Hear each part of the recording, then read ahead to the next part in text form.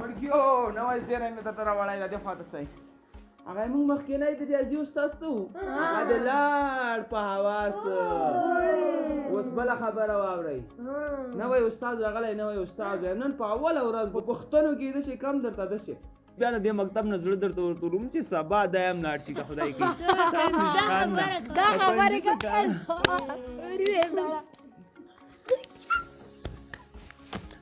تاسې لږ صبر وکړئ اوس استاد راځي ښه هلکان ورکوي غلی غلی غلی استاد هذا استاذ قال لا ريلي زين لكن ما بقصد خلي وركي استاذ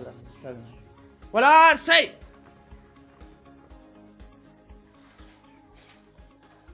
السلام عليكم وعليكم السلام تدري ما شيء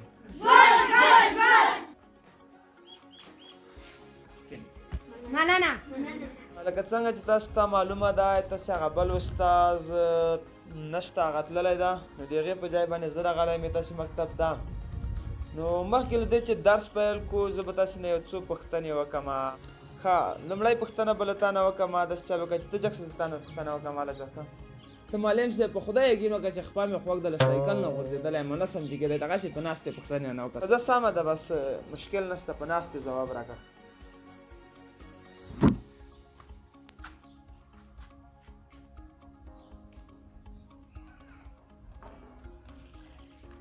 دوه منفي دوه مساوي کېږي څو د دې ځواب راکړه ساده ډول یې راته ووایه معلم صاحب دې خو زه ولا کې پوه شوم دا نو څه شول ګوره زه دې په اسانه پوه کړم تا سره دوه مالټې دي چې د دوه مالټې دې وخوړې نو څه شی پاتې شول پټوکي یعنې ما سره دوه مالټې دي دواړه مې وخوړې خالي پټوکي را پاتې شول نور نو څه شی پاتې شول نه کنه یار نه داسې نه ته وایم مثلا تا دوه جوړه جامې وکړې هغه دوه جوړه جامې دي کشر ورته ورکړې نو تا سره څه پاتې شول ما سره دغه خړه پړه جوړه ټول کال کېږي اغوستې مې دا دغه ته ښه پاته ده ټول کال کېږي همدغه جوړه مې اغوستې ده همدا جوړه را پاتې شوه هو وی تا څه په مصیبت واوړېدم یاره په سوال دې سم سر نه ده خلاصوی ګورې خبرې ته مې سم غوږ ونیسه د مثال په ډول تا سره دوه ډوډۍ دي دا دوه ډوډۍ دي وخوړې نو څه شی پاتې شول یاره معلم صاحب ځانه دې وړکای وړکی جوړ کړی ده په دې خو هر سړی بیګي ترکاري پاتې شوه چې ما سره دوه ټکالي دي دوه ټکالي وخورم خالي به ترکاري پاتې شي په دې هم اوس نه پوهېږې معلم صاحب هسې هم زوری که نه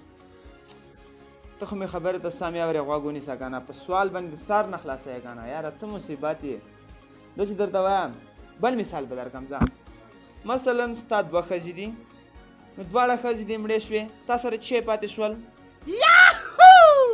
معلم صاحب شرمېږم نه مه شرمېږه ولې شرمېږئ مکتب د پوښتنه درنه کوم که نه زه هسې مثال مې درکړو شرمېږم شرمېږم که نه معلم صاحب دا څوک ویلی چې زه شرمېږم مه شرمېږه ولې شرمېږئ یاره معلم صاحب لکه وړکی وړکی داسې پوښتنې کوي نو په دې باندې اوس ته نه پوهېږې دا خو معلومه خبره ده چې ما ښځې مړې شي تشکټونه به پاتې شي سړی په دغه حساب دې را خراب کړل سړی جګ شه غوږونه ونیسه جګ شه ولکه معلم صاحب تا پلار هم را باندې ونیسي ما باندې پلار غوږونه نه دي وني بیا ته را باندې نیسي ولې څه توړی کور ده څه 5, 4, 3, 2, 1.